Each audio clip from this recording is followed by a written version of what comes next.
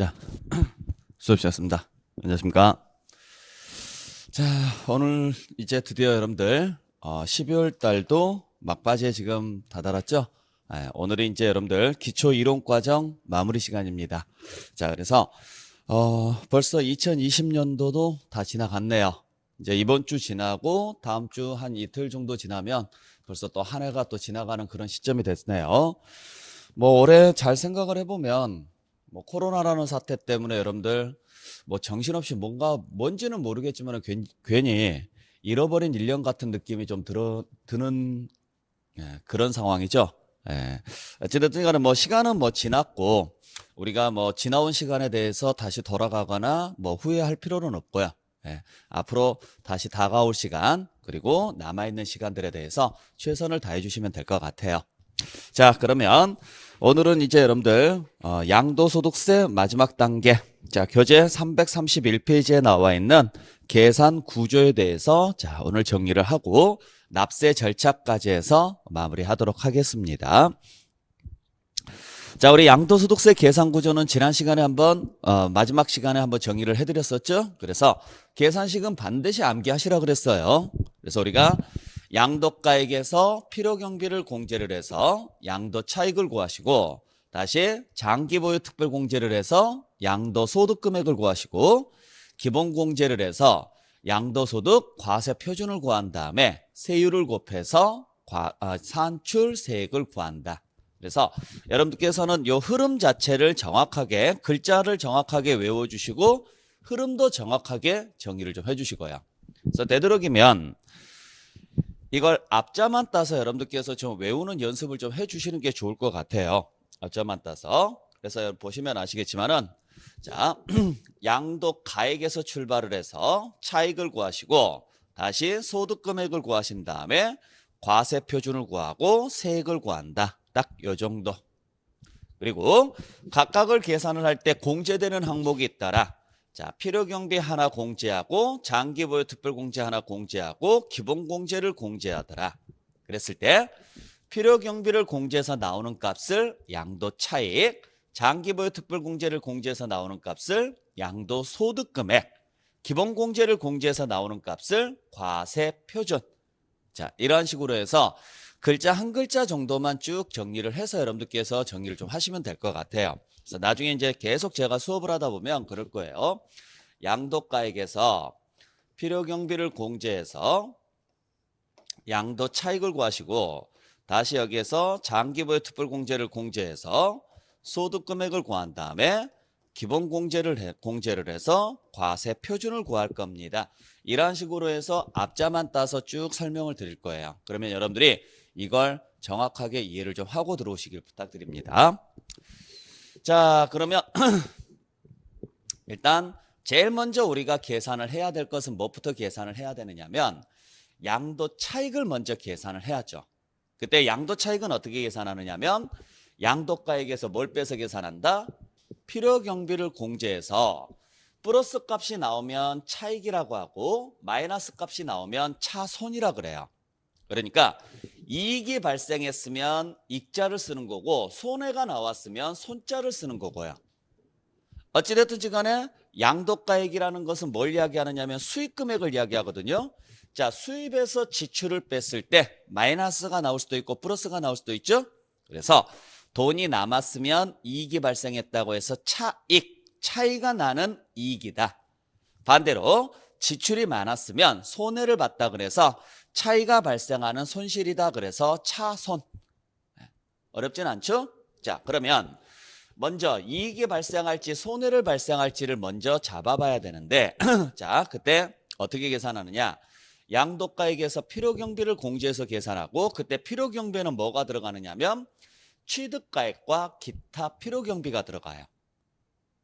자, 그때 당연히 우리가 양도하기 위해서, 자, 양도가액은 여기서 우리는 뭘 이야기하느냐면은, 자, 글자 그대로 팔아가지고 받은 돈이에요. 즉 수익금액이에요. 그러면 이 돈을 벌기 위해서 그동안에 쓴 돈이 뭐가 있을 것이냐? 자, 부동산을 팔아서 돈을 벌려면 일단 부동산을 뭐 해야 돼요? 샀어야죠. 그래서 샀을 때 지출한 비용, 그걸 뭐라고 하느냐면 취득가액이라고 하고, 그 취득가액 외에 나머지 비용들이 있으면 우리가 비용 처리를 해주는데, 그때 나머지 비용에는 뭐가 들어가느냐면 자본적 지출이라는 거하고 양도비라는 게 들어가요. 자본적 지출이라는 거하고 양도비가. 자, 그래서 무슨 이야기냐면 이런 이야기예요. 자, 다시 한번 정리해보면 자산을 취득을 해서 가지고 있다가 언젠가는 해당 자산을 양도할 겁니다. 그죠? 그랬을 때 팔았을 때 받은 돈이 있어요. 팔았을 때 우리가 받은 돈을 뭐라고 이야기하느냐면 양도가액이라 그래요. 양도가액. 팔아서 받은 돈이다. 다른 말로 하면 수익금액을 이야기하겠죠? 사업자였으면 뭐라고 표현할 거냐면 매출액이라고 표현할 금액이에요. 매출액. 자, 그러면 판매를 해서 받은 돈이 있습니다. 그러면 이 돈을 벌기 위해서 그동안에 쓴 돈이 있을 거 아니에요. 자, 그러면 이 돈을 벌기 위해서 그동안에 무슨 과정을 거쳤느냐 봤더니 여기까지 오려면 이 돈을 벌려면 첫 번째는 뭘 했어야 돼요? 그렇죠. 취득을 했어야죠. 그 다음은요. 가지고 있다가 언젠가는 뭐 해야 돼요? 팔아야죠. 그래야 수입이 생기겠죠. 자, 취득을 해서 가지고만 있으면 수입이 생겨요, 안 생겨요? 안 생긴다라고, 안 생기죠. 그래서 우리가 이제 회계학에서는 보통 뭐라고 이야기하느냐면 회계학은 실현되지 않는 이익도 이익으로 잡아요. 미실현 이익을 이익으로 잡는데 보유 중에 자산 가치가 증가함에 따라서 발생하는 그러한 금액적인 부분에 대해서는 이익으로 잡도록 돼 있어요. 근데 소득세는 실제로 실현된 이익에 대해서만 과세가 됩니다. 그러니까 내가 집을 5억 주고 샀어요. 5억 주고 샀으면 5억 원의 지출이 생겼겠죠? 근데 시간이 지나서 10억으로 뛰었어요. 자, 그러면 내가 5억 주고 산 집이 10억으로 뛰었으면 5억이 증가했죠? 그러면 내가 5억을 번 거예요? 아니죠. 그냥 숫자상 5억이라는 게 늘어났다라는 거지 그게 지금 내 수중에 들어온 건 아니죠. 이러한 것들을 미실현 이익이라 그래요. 실현되지 않고 장부상 숫자로만 잡히는 이익. 자, 이게 진짜 내 돈이 되려면 이걸 팔아가지고 내 손에 5억이 들어와야죠. 그죠? 그러니까 양도를 해야지만 실현된 수익이 발생을 한다라는 이야기죠. 수입이. 그러려면 취득을 해서 보유를 하고 양도까지 해야 되니까 총 몇 단계를 거쳐야 돼요? 3단계를 거쳐야죠. 그래서 취득했을 때 지출한 비용 하나, 그 다음에 보유한 때 지출한 비용 하나, 그 다음에 양도할 때 지출한 비용 하나, 이 3개가 우리가 비용 처리가 돼요. 그래서 필요경비는 기본적으로 3단계로 나누어서 판단을 한다. 취득할 때 지출한 거 하나, 보유 중에 지출한 거 하나, 양도할 때 지출한 거 하나. 그 중에서 취득할 때 지출한 비용을 뭐라고 표현하느냐면 글자 그대로요. 취득가액이라고 하는 거죠. 취득가액. 당연히 이건 비용 처리해줘야 돼요? 안 해줘야 돼요? 해줘야죠. 문제는 취득가액 외에 비용 처리되는 게 2개가 더 있어요. 그게 뭐냐면 보유 중에 지출한 비용과 양도할 때 지출한 비용이 있습니다. 그중에 보유 중에 지출한 비용을 우리는 뭐라고 이야기하느냐면 수선비라고 이야기를 하는데 여러분들이 아파트를 취득을 해서 가지고 있는 동안에 아파트 때문에 들어가는 돈들 있죠? 굉장히 많을 거예요. 가지고 있는 동안에 뭐 가장 대표적으로 생각을 해본다 그러면 관리비 나가죠. 매달 또 매년 공과금 나가죠. 뭐 전기요금, 수도요금 또 각종 세금 우리가 흔히 묶어서 제세 공과금이라고 이야기하죠. 그러니까 세금이라든지 공과금 등이 계속 나가죠. 또 자 문짝이 고장이 났습니다. 그러면 문짝을 교체를 해야 되겠죠. 자, 장판이 찢어졌어요. 그러면 장판을 새로 깔겠죠. 자, 벽에다가 애들이 엄청나게 낙서를 해놨어요. 도저히 안 되겠어요. 그러면 벽지도 새로 바르겠죠. 창문이 깨졌습니다. 그러면 창문도 교체할 것이고 전구도 교체할 거예요. 이런 것들. 이러한 것들이 자잘하게 계속적으로 발생한다라는 이야기죠. 문제는 이걸 다 비용으로 잡을 것이냐 이 문제인데 여러분들 우리가 필요경비라는 말은 무슨 말이냐면 글자 그대로 보셔야 돼요. 필요한 지출이에요. 필요한 지출. 뭐에 필요한 지출이냐면 수입을 창출하기 위해서 필요한 지출이에요. 그러니까 뭐하고 관련이 되어 있어야 되느냐. 수입 창출에 수입에 직접적인 기여를 해야 됩니다. 근데 전혀 수입에 기여를 하지 않게 되면 이건 비용 처리가 안 돼요. 그러니까 예를 들어서 내가 식당을 운영을 합니다. 그러면 식당에서 발생할 수 있는 수입은 뭐예요? 음식을 팔아서 벌어들인 돈이죠? 그러면 식당에서 발생하는 수입은 음식을 팔아서 벌어들인 돈이다 보니까 이 돈에서 빼야 할 비용은 그 음식을 팔기 위해서 지출한 돈을 빼주는 거예요. 그러면 음식을 팔려면 일단 재료를 사왔겠죠. 그러니까 재료비. 그 다음에 음식을 만들려면 가스라든지 이런 것들 들어가겠죠. 전기라든지 각종 공과금. 그 다음에 또 식당이 있어야 되겠죠. 그래서 건물 유지비. 이러한 것들이 전부 다 비용 처리가 돼요. 근데 자, 그 번 돈으로 우리 가족들 회식했어요. 그 번 돈으로 내가 그냥 사고 싶은 자동차를 하나 샀어요. 그 번 돈으로 가족들하고 여행을 갔어요. 가족들 외식비라든지 개인적으로 사용하기 위한 어떤 차량 구입비라든지 이러한 것들은요. 또는 여행비라든지 이러한 것들은 식당을 운영하기 위해서 직접 지출한 돈이 아니죠. 그래서 이러한 것들은 원래 비용 처리가 안 되는 거예요. 그러니까 필요 경비라는 말은 글자 그대로 해석하셔야 돼요. 이것을 위해서 뭘 위해서냐? 수입을 위해서 이 부동산을 팔아서 발생할 수 있는 수입 요걸 위해서 지출한 돈이어야 됩니다. 그러면 수입에 직접적인 영향이 있어야 되는데 자 우리가 보유 중에 지출한 수선비들이 굉장히 많아요. 근데 그걸 다시 두 개로 나눌 거예요. 하나는 수익적 지출하고 또 하나는 자본적 지출로 나눌 건데 어떤 식으로 구분하시면 되느냐 하면 단순히 현상 유지를 위해서 지출한 비용을 뭐라고 하느냐 하면 수익적 지출이라 그래요. 대신 자산 가치 증가를 위해서 지출한 비용을 자본적 지출이라고 해요. 자본적 지출. 그냥 그렇게 명칭을 해놨으니까 그냥 외우셔야 돼요.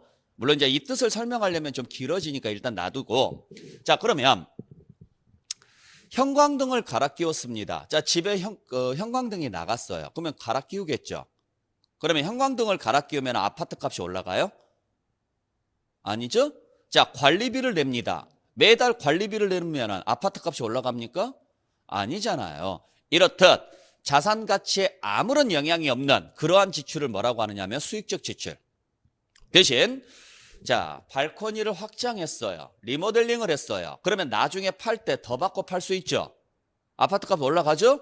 그러한 것들을 자본적 지출이라고 그래요. 그러면 자산 가치가 늘어나면 팔 때 더 받고 팔 수 있으니까 수입에 영향이 있잖아요.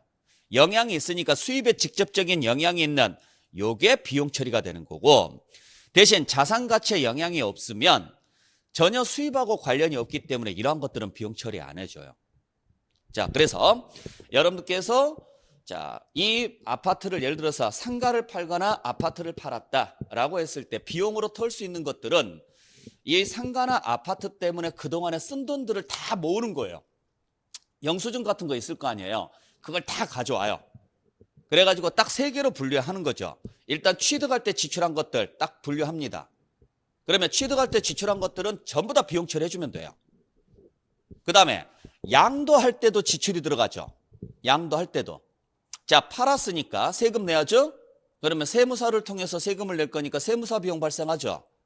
또 중개인을 통해서 팔았으면 중개보수가 나갈 거 아니에요. 그러면 중개보수도 양도하기 위해서 지출한 비용이죠. 이러한 것들요. 이러한 것들도 다 비용 처리가 됩니다.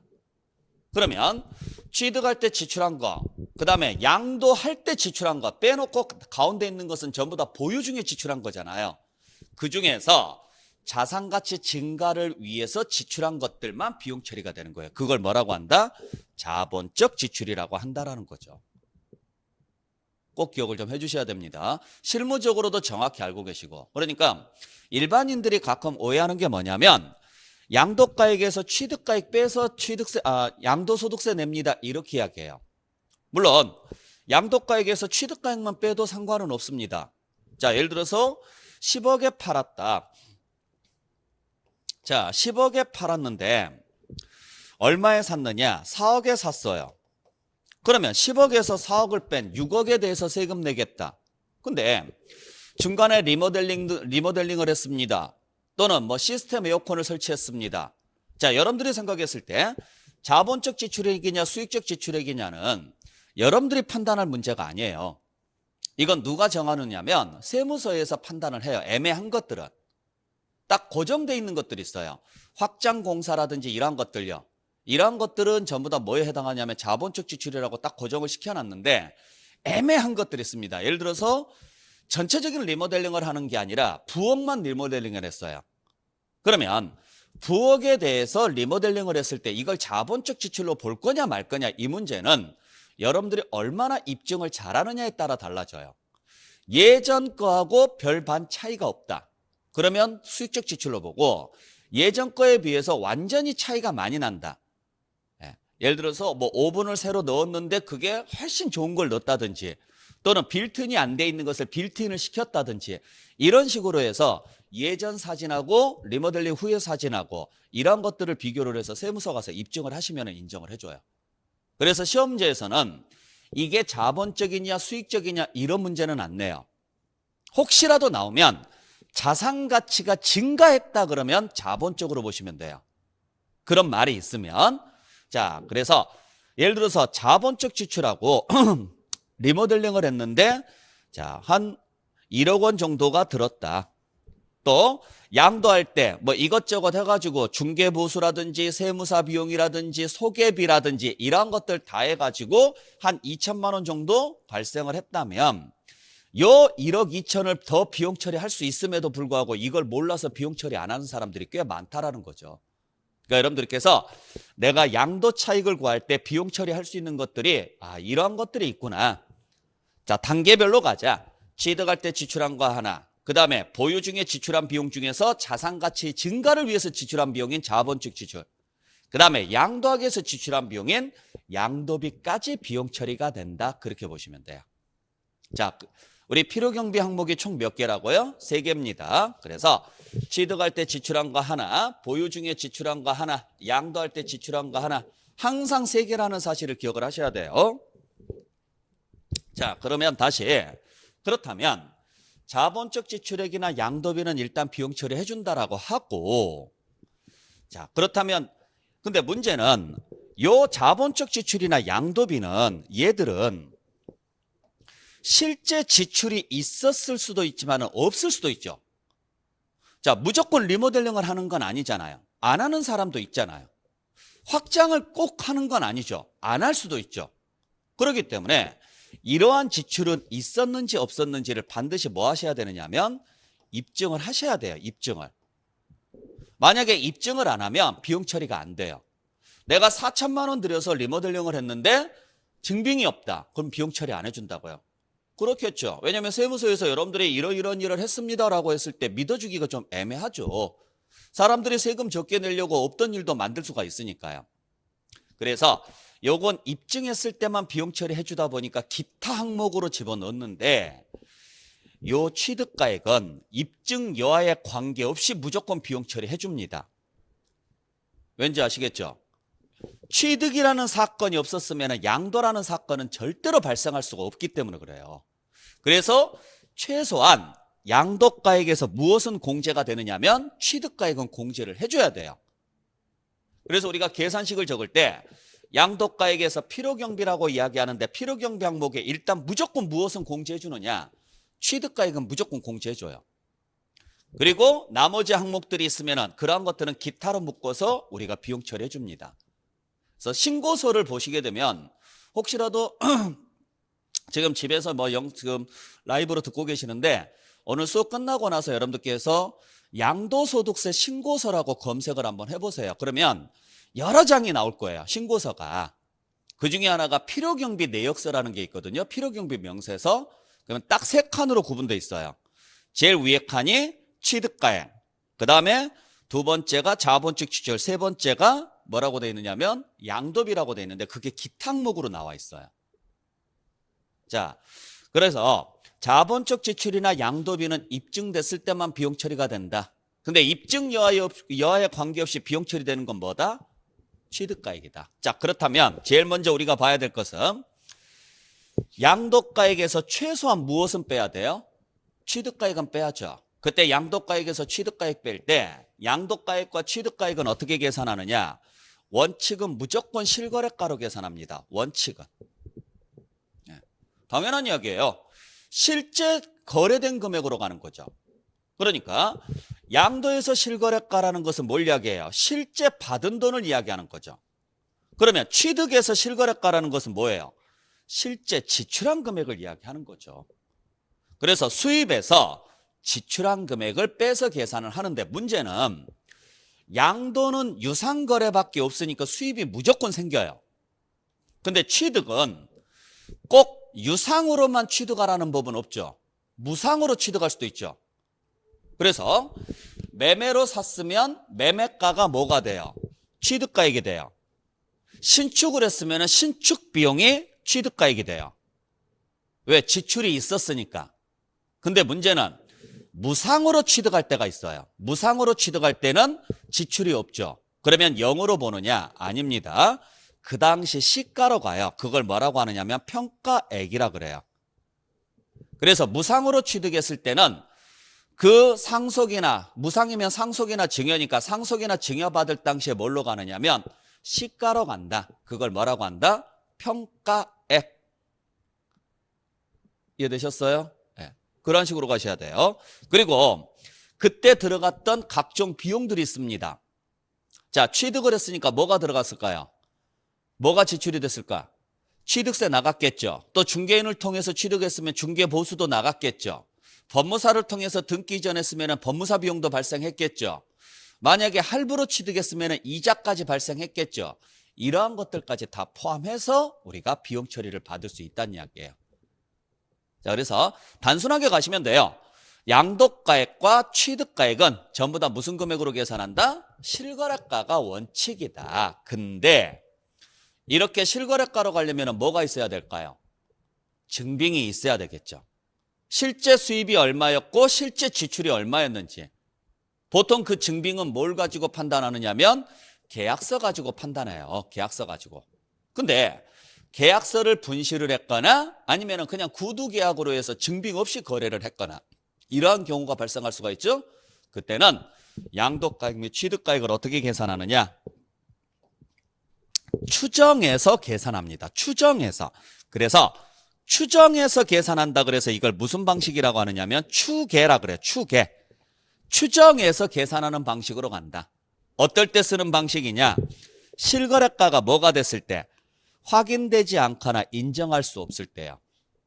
그러니까 확인되지 않았다는 이야기는 뭐가 없다는 이야기냐면 매매계약서 등이 없다는 이야기예요. 분실했다거나 아니면 뭐 고의로 없애버렸거나 또는 인정할 수 없다 이 말은 허위로 작성된 게 확인이 되거나 또는 중요한 부분을 빼놓고 적거나 뭐 이런 것 케이스들요.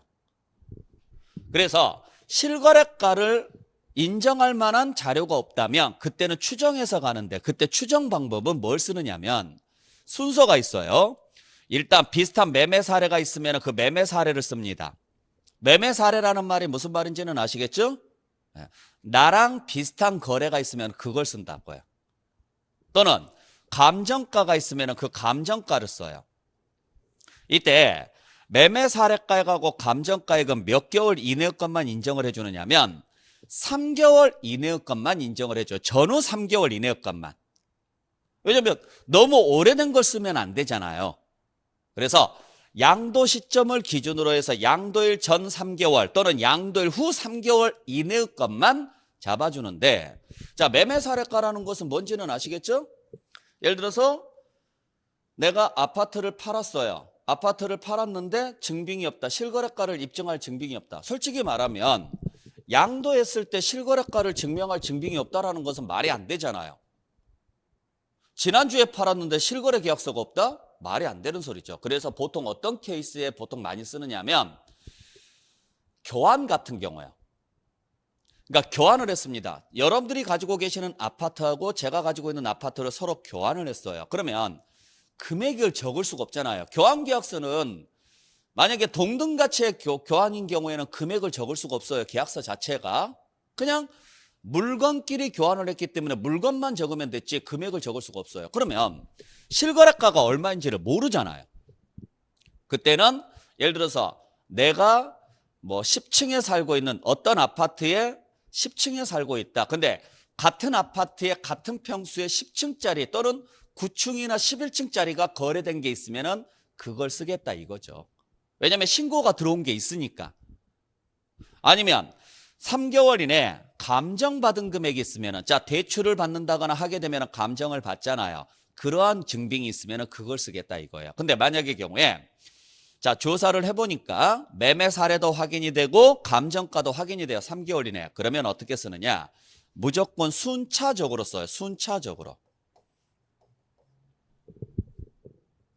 무조건 순차적으로 쓰는 거예요. 내가 선택해서 쓰는 게 아니에요. 자, 그래서 예를 들어서 그래서 만약에 매매 사례가 있고 감정가가 있는데 매매 사례가 더 낮게 잡혀요. 감정가가 더 높게 잡히고, 자, 양도가액은 낮게 잡힐수록 우리가 세금을 적게 내잖아요. 그죠? 그랬을 때 매매 사례가 높게 나와 있고 감정가가 낮게 나와 있으면 생각 같아서는 감정가로 가고 싶겠지만 감정가로 갈 수가 없다고요. 먼저 매매 사례가를 확인한 다음에 매매 사례가가 확인이 안 되면 감정가를 확인하는 거예요. 근데 감정가도 없다. 그때는 뭘 사용하느냐면 기준시가를 써요. 자, 취득가액도 마찬가지입니다. 취득가액에 대한 실거래가 확인이 안 된다. 자, 취득가액에 대한 실거래가 확인이 안 되는 경우는 뭐 여러 가지 케이스가 있겠죠. 오래전 일이니까. 계약서를 분실을 했다거나 역시 뭐 교환거래였다거나 뭐 이런 것들 여러 가지 케이스들이 있을 거예요. 그때도 마찬가지입니다. 비슷한 매매 사례가 있으면 매매 사례가 없으면 감정가액을 사용합니다. 이것도 순차적으로 가고, 몇 개월 이내의 것만 인정해 준다? 3개월 이내의 것만 인정을 해주는 거예요. 근데 매매가나 감정가가 확인이 안 돼요. 자, 여기서 주의하셔야 될 것은 감정을 지금 받으라는 게 아니에요. 그때 당시 감정을 받아놓은 게 있어야 돼요. 예를 들어서 10년 전에 내가 취득을 했고 10년 전에 내가 취득을 한 걸 이번에 파는데 계약서를 아무리 뒤져봐도 없는 거예요. 취득했을 때 당시 계약서가. 취득했을 때 당시 계약서가 없습니다. 그렇다고 해서 매매 사례가도 확인이 안 돼요. 매매 사례가 같은 경우는 요즘은 실거래가 시스템이 있기 때문에 뭐 국세청에 들어간다거나 아니면 감정평가원에 들어가게 되면 매달 실거래가 나와요. 그리고 솔직히 아파트 같은 경우는 매매 사례가가 확인이 가능하지만 토지라든지 이러한 것들은 매매 사례가가 솔직히 확인되기가 거의 불가능하죠. 아파트는 거래량도 많고 비슷한 것도 있지만 토지는요, 거래량도 그렇게 많지 않을 뿐만 아니라 비슷한 게 그렇게 많지 없어요. 토지의 특징이 개별성이잖아요. 그래서 안 되겠다 싶어서 없으니까, 자, 실거래가를 증명할 길도 없고 매매 사례도 확인이 안 되니까 감정평가원에 가서 더 감정 좀 해주세요 이러면 안 된다고요. 10년 전에 걸 지금 해서 감정받으면 안 되고 그 당시에 감정을 받아놨어야 돼요. 그래서 이건 그냥 여담이지만, 예를 들어서 자, 실거래가가 10억인데 실거래가가 예를 들어서 10억인데 매매 사례가가, 자, 매매 사례가는 확인이 안 되고 그랬을 때 내가 좀 높게 취득한 것 같다. 그러면 이제 가끔 이런 사람들이 있어요. 감정평가원에 가서 감정을 받아요. 감정을 받았더니 8억으로 감정가가 나와요. 그러면 이걸 잘 가지고 있다가 나중에 팔 때 요걸로 예를 들어서 12억이 나와요. 12억이. 취득가액은 높을수록 우리가 세금을 적게 내니까. 그래서 감정을 미리 받아놓은 다음에 나중에 팔 때 이것 대신 이걸 사용하는 사람들도 가끔 있어요. 물론 이제 뭐 이게 불법이다 이런 말은 못 합니다. 아셨죠? 법적으로 지금 허용되는 범위 내에서 사용을 하고 있는 거니까. 자, 근데 매매 사례가나 감정가도 확인이 안 된다. 그때는 뭘로 가느냐면 환산하도록 돼 있어요. 환산. 근데 이것도 확인 안 된다. 이것도 없다. 그러면은 뭘로 가느냐? 기준시가로 갑니다. 자, 그래서 여러분들께서 지금 잘 보셔야 될 게, 다시 한번 정리합니다. 양도가액이나 취득가액은 전부 다 뭘로 계산하느냐? 실거래가로 계산하되 실거래가 확인이 안 되면 뭘로 가느냐면 추계 방법에 의한다. 그때 추계 순서는 앞자만 따서 꼭 기억을 해주세요. 앞자만 따서 매, 감, 환, 기 하고 기억을 좀 해주시길 부탁드립니다. 매감환기입니다. 양도가액에 대한 순서도 똑같습니다. 매감환기하고 순서는 똑같은데 차이점이 있다면 뭐가 없느냐? 환산가가 없다라는 거죠. 환산가가. 무슨 말인지 아시겠죠? 자, 그래서 우리가 환산가는 어디에서만 쓰는 방식이냐면 취득가액에서만 쓰는 방식이다. 왜 환산가를 취득가액에서만 지금 쓰느냐면 이유가 있어요. 뭐 때문에 그러느냐면 자, 양도가액이 실거래면은 취득가액도 뭘로 가야 되느냐면 실거래가로 가야 돼요. 근데 취득가액에 대한 실거래가 확인이 안 되면 매매 사례로 갑니다.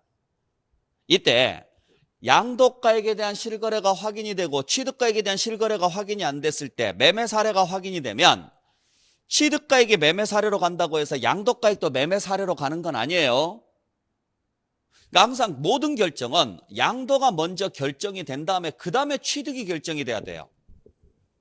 그래서 양도가가 실거래가 딱 확인이 됐어요. 그러면 취득가액은 실거래, 실거래가 확인이 안 되면 매매 사례, 매매 사례도 확인이 안 되면 감정가를 찾아서 가요. 근데 감정가도 확인이 안 돼요. 그러면 원래는 뭘로 가야 되느냐면 기준시가로 가야 돼요. 기준시가. 정부에서 정해놓은 금액으로 가야 되는데 문제는 요 기준시가하고 실거래가의 차이가 너무 많이 난다라는 거죠. 차이가. 그러다 보니까 양도가를 실거래로 잡았을 때 취득가액을 기준시가로 가게 되면은요, 세금이 어마어마하게 쏟아져요. 자, 보세요. 자, 예를 들어서 좀 줄여서 쓰겠습니다. 양도가액에서 취득가액과 나머지 기타 경비를 빼서 뭘 구하시면 되느냐? 차익을 구하거나 차손을 구하시면 되는데, 자, 얘가 원칙이 뭐예요? 실거래가예요. 근데 실거래가 확인이 안 되면 뭘로 가요? 매매 사례로 가요. 매매 사례도 확인이 안 되면 뭘로 가요? 감정가액으로 가요. 감정가액도 확인이 안 되면 기준시가로 가요. 이렇게 여러분들께서 외우셔야 돼요. 자, 그리고 여기에서 선을 그었습니다. 여기에서 선을 그은 다음에 취득가액으로 넘어가요. 그러면 취득가액도 원칙은 실거래, 실거래가 확인이 안 되면 매매 사례, 매매 사례도 확인이 안 되면 감정가, 감정가도 확인이 안 되면 환산가로 가야 돼요. 단 양도가액이 기준시가면 취득가액은 죽었다 깨어나도 기준시가로 가야 돼요. 그래서 자, 무슨 이야기냐면 예를 들어서 10억에 팔았습니다. 6억에 산 걸. 근데 기준시가를 조회를 해보니까 토지 같은 경우에는 기준시가가 뭐냐면 공시지가예요. 조회를 해보니까 2억하고 4억이에요. 이렇게 되어 있어요. 그러면 양도가를 실거래가로 갔었을 때 취득가액도 실거래가로 갔으면 양도 차익이 4억이 나오겠지만 실거래가가 확인이 안 돼요. 매매 사례도 확인이 안 되고 감정가도 확인이 안 돼요. 그래서 기준시가를 쓰게 되면요 8억에 대해서 세금을 내야 돼요. 이 기준시가가 실거래가를 제대로 반영하지 못하기 때문에요 세금 차이가 너무 많이 나요. 그래서 안 되겠다. 그래서 자, 실거래가 확인이 안 되면 매매 사례로 하되 매매 사례도 확인이 안 되면 감정가액으로 하고 그래도 안 되면 기준시가 쓰지 말고 환산을 해라. 이렇게 돼 있어요. 환산을 하라고요. 참고로 이때 환산은 기준시가 크기대로 가요. 봤더니 몇 배 뛰었어요? 2배 뛰었죠. 즉 정부가 생각을 했을 때 취득했을 때보다 양도했을 때가 2배 정도 올라간 것 같다. 그러면 여기도 2배 뛴 걸로 잡아줘요. 2배 뛴 걸로. 그러면 얼마의 2배가 돼야 10억이 될까? 그렇죠. 5억이 되겠죠. 이렇게 계산한다고요. 그러면 요게 좀 더 현실적이죠. 요게. 그래서 일단 양도가를 먼저 잡은 다음에 그 다음에 취득가액을 잡아야 되기 때문에 양도가가 실거래였을 때는 취득가액도 실거래나 매매 사례나 감정가로 가야 돼요. 순차적으로. 근데 이게 확인이 안 되면 그때는 기준시가를 쓰지 않고 뭘 쓴다? 환산가를 가는 거죠. 마찬가지입니다. 여기도 양도가액에 대한 실거래가 확인이 안 돼서 매매 사례로 갔다. 그러면 취득가액도 실거래부터 순차적으로 내려와요. 대신 어디까지만 가느냐면 환산가까지만 가요. 자, 실거래나 매매 사례가 확인이 안 돼서 감정가로 봤더니 확인이 돼요. 그러면 취득가액은 실거래부터 순차적으로 내려옵니다. 양도가 감정가액이면 취득도 감정가액이다 그러시면 안 돼요. 양도가액이 감정가액이어도 취득가액은 실거래부터 순차적으로 내려와요. 어디까지? 환산가액까지. 근데 실거래나 매매 사례나 감정가가 다 확인이 안 돼요. 그래서 어쩔 수 없이 뭘 썼느냐? 기준시가를 쓰면 쌍방일치의 원칙에 따라서 이때는 실거래가 확인이 되더라도 무조건 기준시가로 가요. 요 화살표 정확하게 알고 계셔야 돼요. 정확하게. 그래서 시험지에 잘 나와요. 양도가액이 기준시가인 경우 취득가액에 대한 실거래가 확인이 되면 취득가액은 실거래로 한다. 이렇게 문장이 나오면 틀려요. 양도가액이 기준시가면 취득가액도 기준시가로 가는 거예요. 자, 그래서 다시 한번 정리합니다. 양도가액이 실거래나 매매사례나 감정가액에 따르면 취득가액도 실거래나 매매사례나 감정가액이나 환산가액에 따르고, 양도가액이 기준시가면 취득가액도 기준시가에 따른다. 이렇게 여러분들께서 정리를 좀 하셔야 돼요. 그리고 환산가액은 제가 줄여서 환산가액이라고 했는데 정확히 표현하면 환산 취득가액이에요. 이건 오직 어디에서만 나오는 방식이냐? 취득가액에서만 쓰는 방식이다라는 걸 꼭 기억을 좀 해주시길 바랍니다. 자, 그래서 양도가액과 취득가액이 잡혔어요. 그러면 이제 나머지 경비를 잡아야 되는데, 요 경비는 취득가액에 따라서 운명을 달리합니다. 왜냐하면 여기까지가 필요 경비니까. 그랬을 때 자본적 지출액이나 양도비는, 자본적 지출액이나 양도비 지출액은 실제 지출이 있었던 거예요, 없었던 거예요?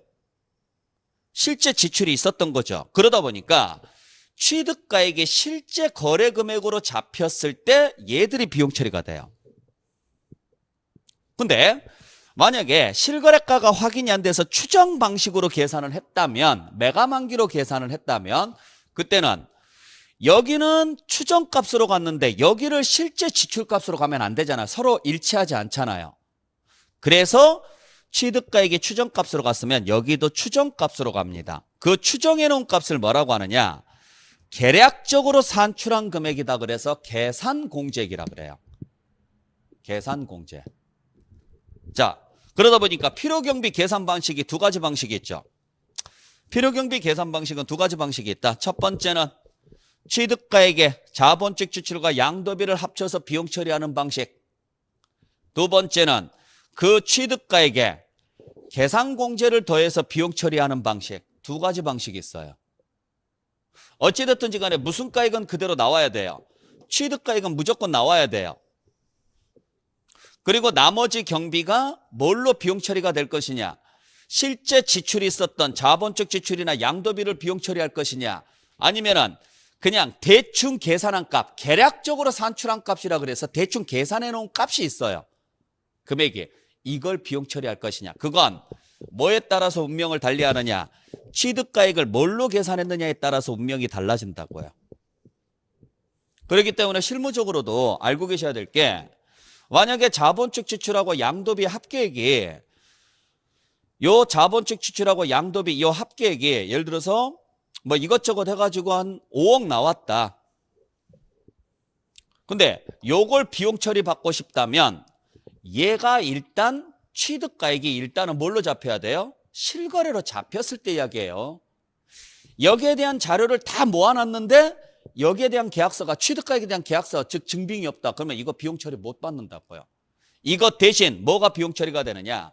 계산 공제한 금액이 비용 처리가 돼요. 계산 공제한 금액이.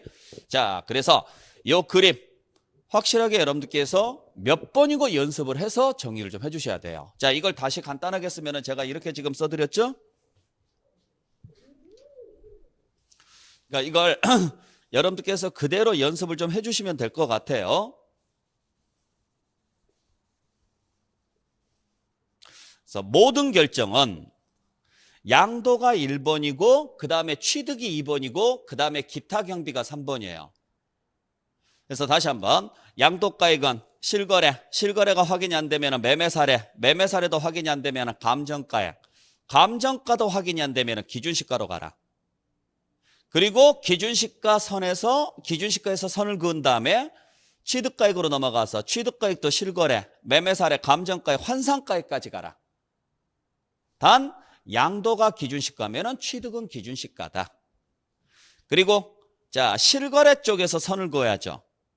그 다음에 취득가액이 실거래로 잡혔을 때 자본적 지출액에 해당하는 금액과 양도할 때 지출한 비용을 비용 처리받을 수 있다. 하지만은 매매 사례로 간다거나 또는 감정가로 간다거나 또는 환산가액으로 간다거나 또는 기준시가로 갔을 때는 자본적 지출액과 양도비 대신 무슨 금액이 따라오느냐? 계략적으로 산출한 금액을 공제하도록 되어 있다. 이렇게 여러분들께서 정리를 좀 해주셔야 돼요. 요걸 몇 번이고 연습을 좀 해주시기 바랍니다. 자, 그래서 양도가액이 실거래면 취득가액도 실거래 확인 안 되면 매매 사례 확인 안 되면 감정가액 그래도 확인 안 되면 환산하십시오. 절대 기준시가 쓰면 안 됩니다. 양도가액이 매매 사례여도 취득가액은요 실거래부터 순차적으로 내려옵니다. 대신 기준시가는 쓸 수 없습니다.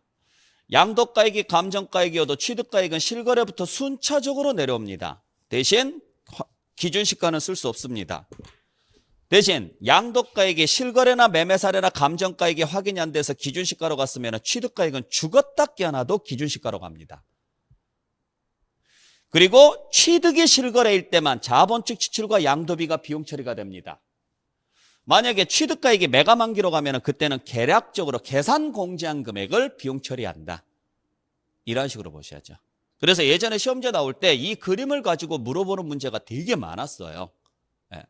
양도가액이 매매 사례인 경우 취득가액은 실거래가 확인되더라도 매매 사례로 한다. 틀린 문장. 실거래가 확인되면 실거래로 한다. 양도가액이 기준시가인 경우 취득가액에 대한 실거래가 확인되면 실거래로 한다. 틀린 문장. 양도가액이 기준시가면 취득가액은 무조건 기준시가로 한다. 자, 자본적 지출은 취득가액이 매매 사례일 때 매매 사례가로 했을 때 자본적 지출액은 비용 처리가 된다. 틀린 문장. 취득가액이 매매 사례면 자본적 지출이나 양도비 대신 계산 공제한 금액이 비용 처리가 된다. 이렇게 가야죠. 자, 양도가액을 추계할 때는 매감 환기 순서로 한다. 틀린 문장. 양도에서는 환산가가 나오면 절대로 안 되죠.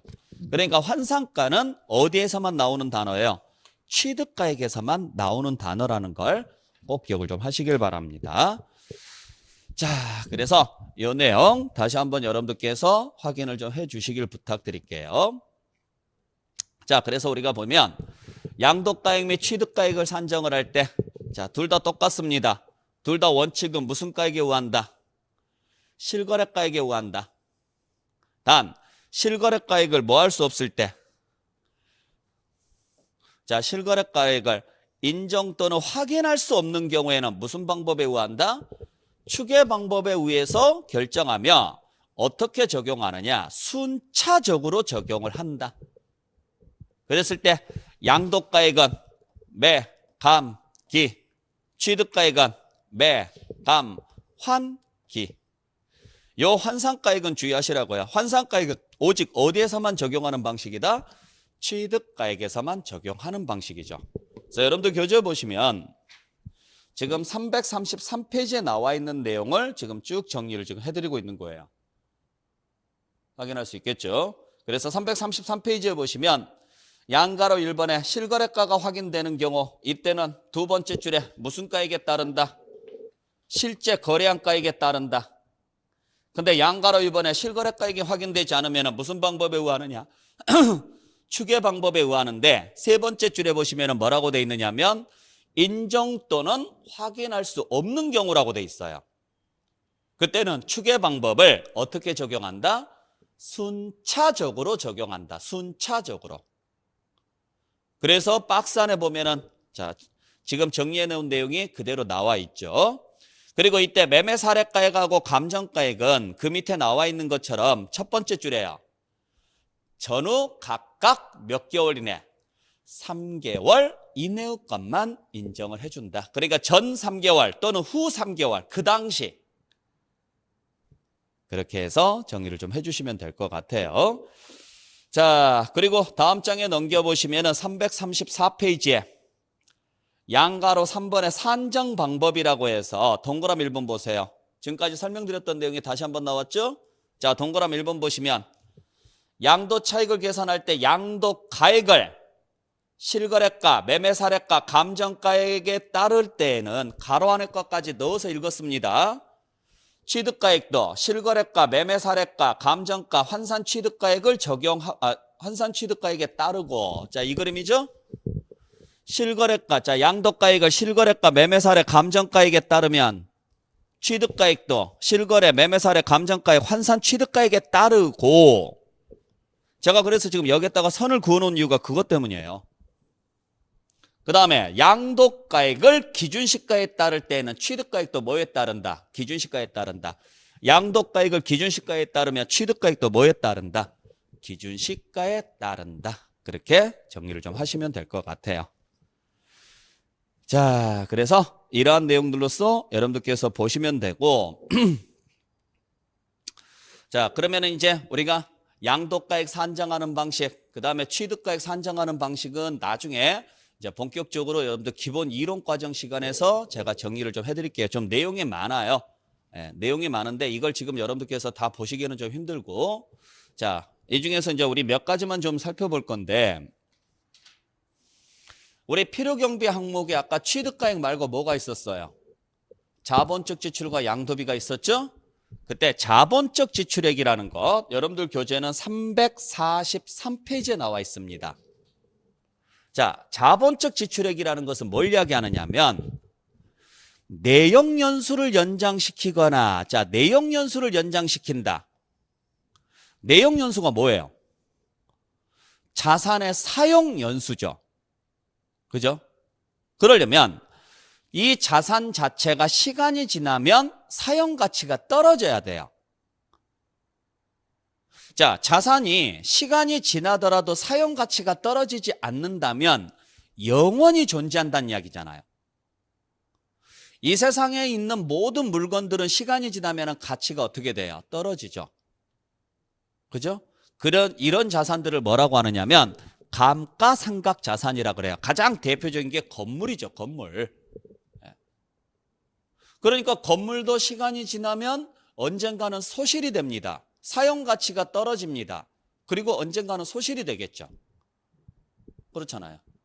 그러다 보니까 옛날에 지어놓은 그런 건축물들이 지금까지 남아있으면 정말 대단하다라는 이야기들을 많이 하는 이유가 대부분의 자산들은 지어놓으면 언젠가는 이게 소실이 돼요. 썩어서 없어진다거나 아니면은 뭐 지탱할 수 없는 어떤 무게 때문이라든지 이런 것들로 인해서 소실이 된다거나 이런단 말이에요. 그러면 자산 가치가 사라지지 않는 자산은 뭐가 있느냐? 토지가 있죠. 토지. 토지는 시간이 지나더라도 자산 가치가 사라지지가 않죠. 이런 것들. 그래서 토지는 자, 감가상각이라는 것은 뭘 이야기하느냐면 글자 그대로 시간이 지나면 가치가 감소하는 자산을 말합니다. 가장 대표적인 게 건물인데 그러한 건물의 사용연수를 연장시키겠대요. 사용연수를 연장시킨다? 방법은 뭐가 있어요? 그죠? 재건축이라든지 재개발 등이 있겠죠. 그러면 자산 가치가 늘어나죠. 이러한 것들. 그러면 재개발이나 재건축을 하게 되면은 자산 가치가 늘어나니까 나중에 팔 때 더 받고 팔 수 있잖아요. 이러한 것들이 전부 다 뭐에 해당하느냐면 자본적 지출에 해당해요. 그래서 자, 재개발을 한다거나 또는 재건축을 한다거나 이럴 때 내는 돈들 전부 다 자본적 지출이고, 그 다음에 자산 가치를 현실적으로 뭐 하기 위해서 증가시키기 위해서 지출한 비용을 우리는 뭐라고 하느냐? 자본적 지출이라 그래요. 그러니까 자본적 지출이 되려면 내역연수를 연장시키는 행위를 하거나 아니면 자산 가치를 증가시키는 행위를 해야 돼요. 가장 대표적인 게 리모델링을 한다거나 이러한 것들을 말한다 그랬죠. 그게 소득세법에 보면 자본적 지출이라고 해서 몇 가지 규정된 게 있어요. 여러분들 교재는 지금 344페이지에 보시면은 기역, 니은, 디귿, 리을 뭐 이런 것들요.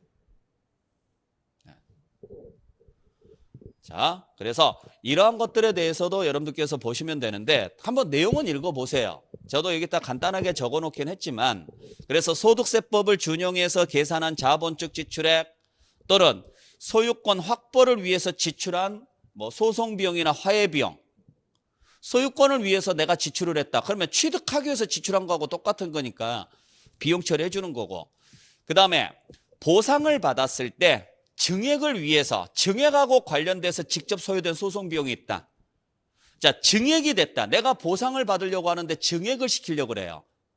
그러려면 자산 가치가 늘었다라는 걸 증명을 해야지만 증액이 될 거 아니에요. 그래서 그와 관련돼서 지출한 소송 비용이 있다면 이러한 것들도 다 자본적 지출로 봐주겠다 이거죠. 또 자산의 용도 변경이나 개량, 이용 편의를 위해서 지출한 비용. 자, 대표적으로 여러분들 요거 주의하셔야 됩니다. 이용 편의를 위해서 지출한 비용이라는 게 있거든요. 이걸 오해하시는 분들이 수익적 지출로 오해를 하시는데 잘 생각해 보세요. 이용 편의가 늘어나면 자산 가치가 늘어나요? 안 늘어나요? 늘어나죠. 여러분들 이 이용 편의가 뭐냐면 발코니 확장이에요. 대표적인 게. 그래서 우리가 아파트를 분양받게 되면은 옵션 중에 1번이 뭡니까? 확장이죠. 보통 한 3천만 원 정도, 2천만 원. 평수에 따라서 다르겠지만 한 2, 3천 정도는 들어간단 말이에요. 뭐 많게는 한 5천까지도 들어갈 수도 있겠지만은. 근데 확장을 하는 이유가 뭐예요? 확장을 하는 이유가? 그렇죠. 공간을 좀 더 넓게 활용하기 위해서. 그게 이용 편의를 위해서 지출한 비용이에요. 그러면 당연히 확장된 아파트는 확장 안 된 아파트보다 어떻게 해요? 비싸게 분양이 되죠. 이런 것들은 나중에 양도할 때 비용 처리 해준다고요. 또 옵션 2번이 뭔지 아세요? 보통 아파트 분양할 때 옵션 2번이 시스템 에어컨이에요. 이것도 이용 편의 중에 하나죠. 일반 에어컨은 자산가치 증가를 가져오지 않죠. 여러분들 이사 갈 때 보세요. 나 집에 에어컨 있는데 이거 드릴 테니까 이 값도 주세요. 그러면 안 준다 그래. 뛰어가라 그래요. 나 에어컨 새로 사갈 테니까. 근데 시스템 에어컨은 건물에 부착이 되어 있기 때문에 이건 건물의 일부로 봐요. 그래서 이런 것들은 더 높은 가격에 내놓을 수가 있죠. 그래서 우리가 그 중개사무실 같은 데 앞에 보면 같은 평수에 비슷한 층수인데도 불구하고 가격이 월등히 높게 나온 데가 있어요. 거기 보면 대부분 뭐라고 적혀 있는지 아세요? 올수리. 뭐 이런 말도 지금 들어가 있죠. 올수리 뭐 이런 식으로 들어가 있다거나. 예? 이러한 내용들이 대부분이 시스템 에어컨이라든지 이런 확장 이런 것들을 지금 이야기하는 거죠. 그랬을 때 누가 보더라도 그래? 이거 다 돼 있으니까 내가 들어가서 살 거 없겠네? 들어가서 편하게 살 수 있겠네? 그래 나 이 돈 더 주고 나 들어갈래. 매수자도 인정을 해줬잖아요. 그러한 지출들이 뭐냐면 자본적 지출에 해당하는 거죠. 근데 이러한 자본적 지출이 비용으로 인정받으려면 무조건 자본적 지출이라고 해서 비용 인정되는 게 아니라 그랬죠. 뭐가 있어야 된다 그랬어요? 증빙이 있어야죠. 그때 증빙은 잘 보셔야 돼요. 지출에 관한 제160조 2항에 따른 증명서류를 수치 하거나예요. 실제 지출 사실이 금융거래 증빙서류에 의해서 확인되는 경우를 말한다. 이렇게 돼 있습니다. 여기서 지출에 관한 법 제160조에 따라서 따른 증명서류라는 게 이게 뭐냐면 요게 세금 계산서예요. 그러니까 옛날에는 세금 계산서가 있어야지만 비용 처리를 해줬어요.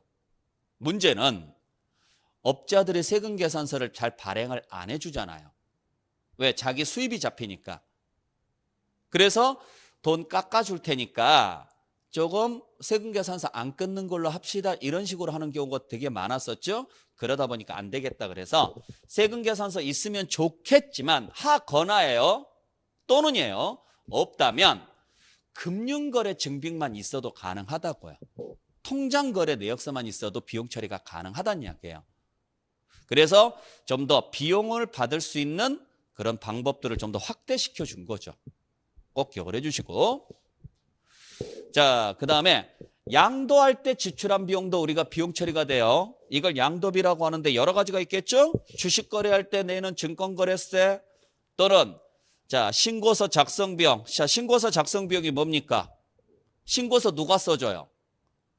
보통 세무사한테 맡기죠. 그러니까 세무사 비용이라고 보시면 되죠. 계약서 작성 비용. 계약서 보통 누가 써줍니까? 공인중개사가 써주죠. 그러니까 중개보수라고 생각하시면 되죠. 또 공증비용, 인지대, 소개비 이런 것들 다 양도하기 위해서 지출한 비용이고 명도비용 이것도 비용 처리가 가능해요. 명도비용이 뭔지는 아시죠?